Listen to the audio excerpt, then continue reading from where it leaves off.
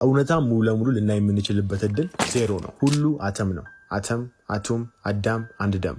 አተም ጠጣር፣ ቅንጣት፣ ሞገድ፣ ኃይልና መረጃ ነው። 99.999 ከመቶ የሚሆነው ኃይልና መረጃ ሲሆን 0.0001 ከመቶ የሚሆነው ደግሞ ጠጣሩ መገኛ ነው። ሁሉ አተም ከሆነና የምንመለከተው ጠጣሩ መገኛ ብቻ ከሆነ የተገደበ ልኬት ውስጥ ነው የምንገኘው። የተቀረበው እውነታን እየፈጠረ የሚገኘው ኃይልና መረጃ ለመገንዘብ የግዴታ የኳንተም መገኘትን ማወቅ ያስፈልጋል። ትኩረት በሚታየው እውነታ ላይ ብቻ ከሆነ ውጥረት ነው አምስቱን የስሜት ሕዋሳት እየመራ የሚገኘው። ኒውተናዊ የጠጣሩ ዓለም ስርዓት አንድን ተግባር አድርግ ውጤት ታገኛለህ ሲሆን አንድ ሰው ውጤትን ለማግኘት ወይም ደግሞ የፈለገውን ለመኖር በጊዜና በቦታ ታስሮ ከተግባር ውጤት ይጠብቃል። ይህ አንዱ እውነታን የመፍጠርና የመለማመድ ሂደት ነው። ነገር ግን ሌላ ማህበረሰቡ ያልተረዳው እውነታን የመፍጠር መንገድ አለ። እሱም የኳንተም መገኘትን በመገንዘብ ነው። ሰው እየተመለከተ የሚገኘው የረገበ ንዝረት ሞገድ ነው። ታዲያ ይህንን እውነታ እየፈጠረ የሚገኘው የማይታየው ይህ ኳንተም መገኛ ሲሆን ኳንተም ጠጣሩን የፈጠረው መሰረት ነው። ከገደብ ስርዓት ባሻገር ያለ የስሜት ሕዋሳት የማይገነዘቡት ንጹህ ኃይል መገኛ ነው። ሳይንሱ ኳንተም፣ ሃይማኖተኞች አምላክ፣ መንፈሳዊ ሰዎች መገኛ፣ ጸሐፍትና ደራሲዎች ደግሞ ከሚታየው ባሻገር ሌላም